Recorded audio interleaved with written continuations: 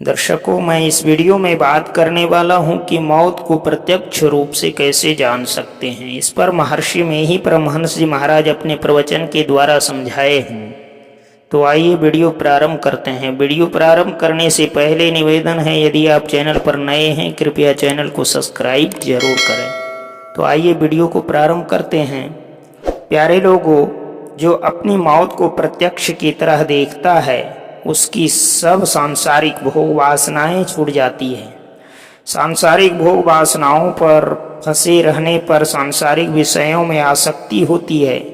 इसलिए चाहिए कि अपनी मृत्यु को यानी मौत को प्रत्यक्ष रूप से जानो। काशी में रहने वाले स्वामी रामानंद के समय की बात है। उस समय बलख बुखारा नामक एक मुसलमानी देश था। वहाँ का सुल्तान बड़ा विलासी था। जो साधु फकीर उस देश में जाते थे तो वह उनसे पूछता था कि फकीर क्यों बन गए। ठीक उत्तर नहीं मिलने पर उसे कैद कर लेता था। भारत के भी बहुत से फकीर जाकर कैद हो गए।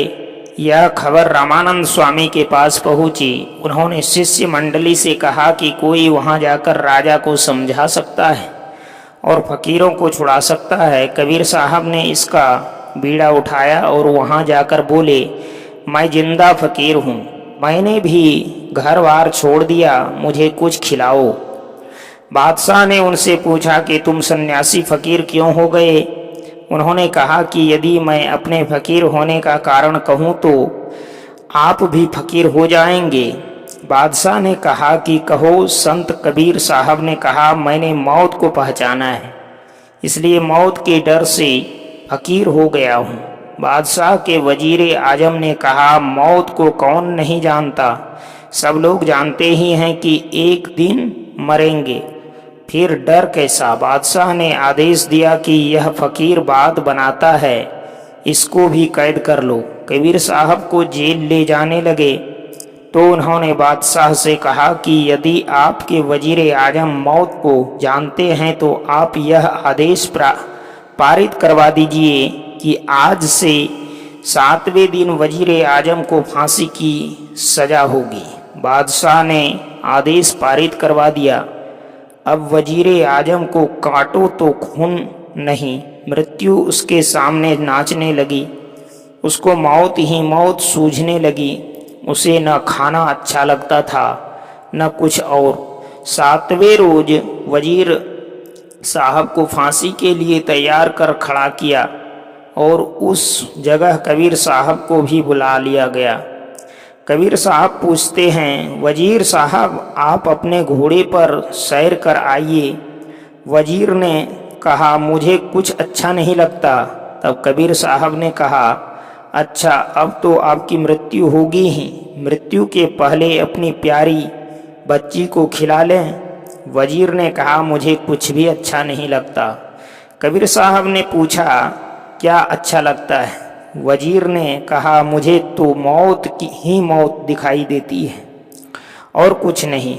कबीर साहब ने कहा, मौत को तो आप आज से 7 रोज पहले भी जब मैं दरबार में आया था तब भी आप देख रहे थे, फिर आज क्या हुआ। आप उस दिन तो इतने दुखी और उदास नहीं थे।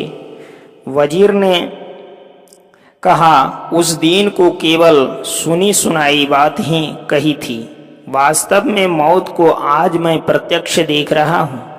जो कोई मौत को अच्छी तरह जानते हैं उसकी सभी भोग वासनाएं समाप्त हो जाती है। कबीर साहब के कहने पर सुल्तान ने सभी फकीर कैदियों को छोड़ दिया। उसके बाद कबीर साहब सुल्तान के पीछे लग गए। कबीर साहब ने सुल्तान को फकीर बनाना चाहा। कबीर साहब पूर्ण संत थे, वे जिस रूप में होना चाहते थे हो जाते थे। एक दिन वे लौंडी दासी का रूप बनाकर सुल्तान के पलंग पर जाकर सो गए।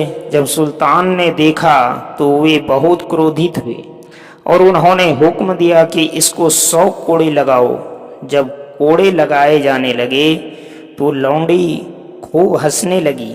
सुल्तान ने चकित होकर पूछा कि तुम मार खाने पर भी इतना क्यों हंसती हो। लौंडी ने कहा, मैं तो थोड़े काल के लिए इस पलंग पर सोई थी तो इतनी मार खानी पड़ रही है, और जो इस पर वर्षों से सोता आ रहा है उसको कितनी मार खानी पड़ेगी, यह सोचकर मैं हंस रही हूँ। सुल्तान समझ गया कि यह कोई और नहीं, जिंदा फकीर ही है। वह सुल्तान भी फकीर हो गया। एक दिन उसको मैदान में कबीर साहब से भेंट हो गई। कबीर साहब ने उसे परमात्मा प्राप्ति की सच्ची युक्ति बता दी। साधन करके वह भी सच्चा फकीर बन गया। सुल्तान का पुत्र अपने पिता की खोज करवाने लगा। एक दिन सुल्तान का एक सिपाही उस सुल्तान फकीर से मिला और कहा कि मेरा सुल्तान फकीर हो गया है, उसका पता बतला सकते हो? उस फकीर ने उससे कहा कि उस पापी का क्या नाम लेते हो? यह सुनकर सिपाही ने उस फकीर की खूब पिटाई की, यह कहकर कि तुम मेरे सुल्तान को बुरा कहते हो। वह फकीर खुद सुल्तान ही था। सिपाही ने उसे पहचाना नहीं। होते होते सुल्तान को अपने पुत्र से भेंट हुई। पुत्र ने पूछा कि आप फकीर क्यों हो गए? आपका तो सब पर हुक्म था, फकीर बने। सुल्तान ने कहा कि वह सब तो क्षणभंगुर था। कबीर काया समुद्र है, अंत न पावे कोई, मृतक होई के जोर है, मानिक लावे सोई। कबीर साहब कहते हैं, यह शरीर रूपी समुद्र का अंत कोई नहीं पाता है। मृतक होकर जो इसमें रहता है, शरीर इंद्रियों की चेतन धाराओं को समेट लेता है, वही काया रूपी समुद्र में अनमोल धन को पा सकता है। फकीरी इल्म ऐसा है, वह एकांतवासी को होता है। जो इंद्रियों की तरफ चलते हैं वे बाहर बाहर रहते हैं, यानी दुनिया की तरफ रहते हैं। ईश्वर प्राप्त करने के लिए अंदर अंदर चलना चाहिए। शब्द खोजी मन बस करे, सहज योग है यो यही, असत्य शब्द निज सार है, यह तो झूठी देही।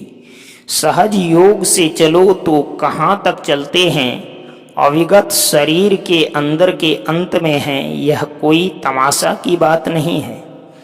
यह अभ्यास करते करते प्राप्त होता है। जब तक अभ्यास करता है तब तक अंदर में चलता है। इसमें जन्मों लगते हैं। इस साधन को करने से परम प्रभु परमात्मा को पार कर एकमेक हो जाता है।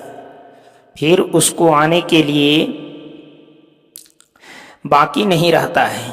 इसके लिए साधन है। सुन ऐ तकी न जाइयो, जिन्हार देखना, अपने में आप जलवए दिलदार देखना। इसके लिए बाहर हरगिज मत जाओ, अपने में देखो। संत सहहि दुख पर हित लागी। संत दूसरों के हित के लिए बहुत से कष्टों को सहते हैं। संत मत में कोई बाहरी जख्म नहीं है। जो फकीरी वेश में हैं वे भी संत बनेंगे, जो गृहस्थी वेश में हैं वे भी संत होंगे। तो वीडियो को लाइक और चैनल को सब्सक्राइब जरूर करें। ऐसे ही वीडियो को पाने के लिए